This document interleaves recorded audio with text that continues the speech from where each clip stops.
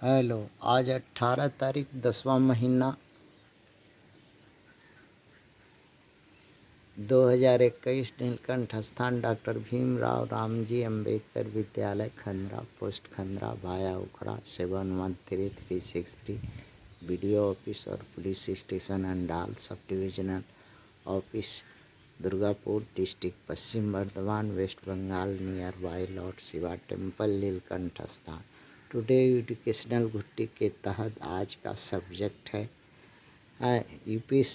UPSC में हम fail क्यों हो जा रहे हैं।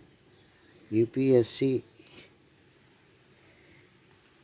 का क्या क्या हमें गलती है जिससे हम यूपीएससी के क्वेश्चन के मापदंड के अनुसार उसके अनुसार उत्तर नहीं दे पा रहे हैं। इसी पर विवेचना करने का लिए एक वीडियो है, इसी को है पढ़िए और अपने आप को विवेचित कीजिए कि क्यों कोई सक्सेसफुल हो जा रहा है, क्यों कोई अनसक्सेस है। जो लोग अनसक्सेस हैं उनके लिए विशेष ज़रूरी है कि वो अपने कमियों को देखें कि यूपीएससी क्या है, इसको क्वालिफाइड करने के लिए क्या करने पड़ेगा, कैसे करने होगा, कितना करने होगा, क्या वास्तव में यूपीएससी का क्वेश्चन बनाने का पैटर्न क्या है, वो क्या क्वेश्चन का क्या उत्तर चाहती है, कैसा चाहती है, कितना चाहती है। हाँ, ये सब उसका ज़रूरी के मुताबिक ही करेंगे तभी हम उसके क्वालिफाइड हो पाएंगे। यही सब है। हालांकि यूपीएससी अपना उद्देश्य में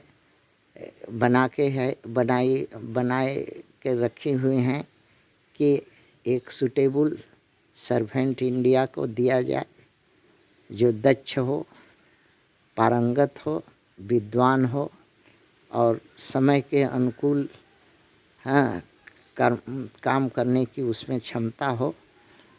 ये उद्देश्य हैं। इसी उद्देश्य को रख करके selection physically interview by written by preliminary का क्वेश्चन सेट करती हैं और इसी उद्देश्य को समझ करके हमें उत्तर भी देना है। और क्या हमसे वो गहराई नॉलेज जानना चाहती हैं, क्या हमसे कोई ईगो है हमारे अंदर में, टेम्परल या कोई तरह का लेग डाउन है किसी के प्रति, या कोई इस तरह का विकृत दिमाग हमारा है इस टॉपिक के ऊपर में। जो बाद में क्रिटिसाइज हो सके, इस तरह का दिमाग को परखती हैं। ये सब दिमाग में रख करके ही तैयारी करने हैं हमको पड़ेगा और तभी हम जो है यूपीएससी का सक्सेसफुल हो पाएंगे।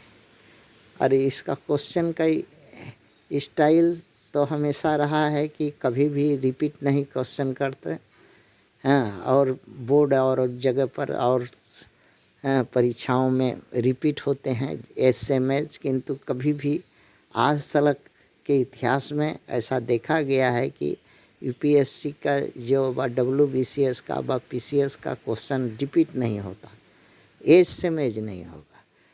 अब उसका क्वेश्चन का पैटर्न बदल करके उसमें कुछ नयापन रहेगा या कोई उसका पूरा, किंतु फैक्ट जो है फैक्ट तो बदल नहीं सकता, फैक्ट ही है।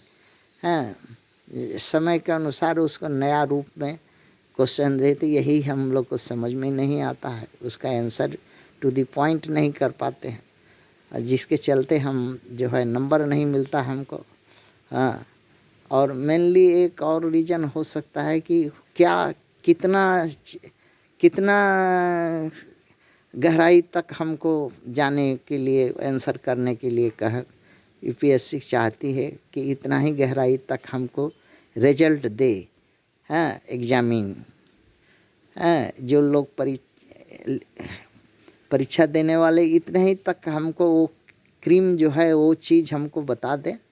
हाँ और हम ज़्यादा बौड़ने लगते हैं, तैरने लगते हैं, ज़्यादा कुछ लिखने पढ़ने लगते हैं, ज़्यादा कुछ करने लगते हैं जो हाँ वो उसके हाँ ये में ठीक नहीं है, इसलिए नंबर नहीं के बराबर हो जाता है।